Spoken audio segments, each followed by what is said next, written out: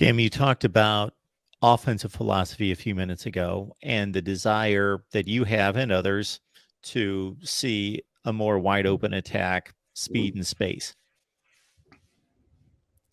And then also knowing the way Mario wants to get it done. How much of that desire for that type of offense is from the standpoint of just the entertainment factor, and also the entertainment factor that's going to draw a certain type of recruit versus what you believe is needed in this day and age of football to win? I don't think that the entertainment value for me has anything to do with it. Okay. I think it's about efficiency and performance. And like every high school down here, worth their salt, runs some kind of spread. You know, it's not hard to see. Like, this is where you are. This is where the game of football has gone. Now, I'm not going to say we want to abandon the run or anything. Like, you want to be able to run the ball. You know, I know we didn't make the playoffs this year, but my Detroit Lions, when push came to shove, they're hitting you in the mouth. They're running that ball, right? You saw what Cincinnati did to Buffalo, who, you know, hey, they wanted to and say, hey, okay, we threw it a little bit. You got Jamar Chase out there. You know, we can make some things happen vertically. And then what? You know, lean on you. Lean on them. You know, pound, like, you know, run through a face. Shout out to Marshawn Lynch. You know what I mean? Like, you got to be able to do that. But, like, it, you know, unless you're talking about when Mark Wandolo was at Cypress Bay running the wing T, if you're not talking about Belen Jesuit, who's like, they have a couple decent athletes like a Donald Chaney Jr., you know, but like, it's small private school kids. You're not going to be able to spread it out. So what they're going to take it back to Optimus. We're going to, you know, run wing T. We're going to run, you know, all these different kind of, you know, run based thing. But like, no other team runs that really, unless you are at a significant athletic disadvantage.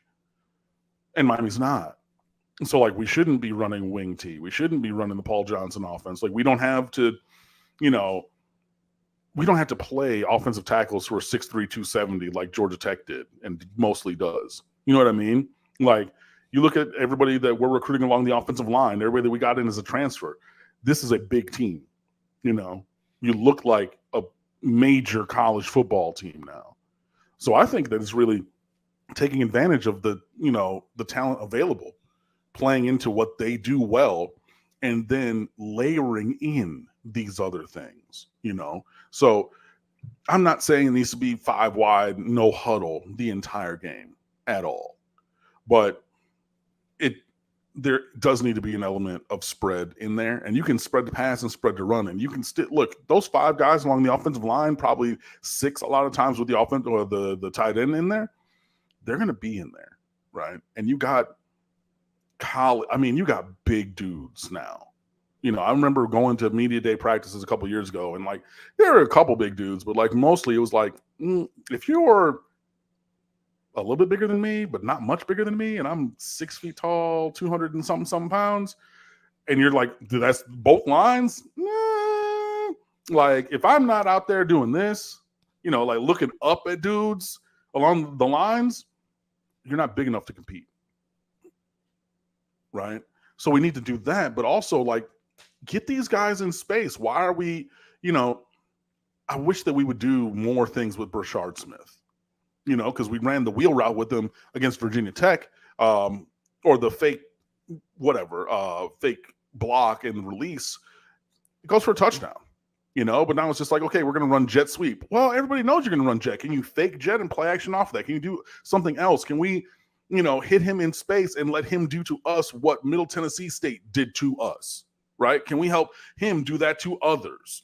Help Ray and Robbie get into space and go do somebody, you know, one-on-one in the open field, make a guy miss, and then you're 30, 40, 50 yards up the sideline. Might score, might not score, but that run after catch changes things. And that won't happen unless you put guys in space, because teams are not going to run man-to-man where you're trailing them all the time. And if they do, hey, maybe you run a mesh crosser like Louisville did with Tutu Atwell. He catches it and goes 88 yards up the sideline. But for the improvement of performance, it needs to be there. And that then will be entertaining, right? But also, if you improve the performance, then the performance inherently becomes entertaining because we watch the games to win. That's what we want to do. But by spreading things out, you also then give more room for your running backs. And if Mario Cristobal wants to talk about, well, look at Buddy from Florida State who got injured and was like fourth string, and now he's, when he was at Oregon, now he's at Florida State and he's doing numbers. Like, these are the kind of athletes that we recruit. These are the kind of things that we do. You're not running into 8-9 man boxes. You're not playing, I formation, dot the I, every single down. You're not doing that. You're spreading people out. You have the threat of pass and run, and then you gash the seams, and that's how you crease them in the run game, right?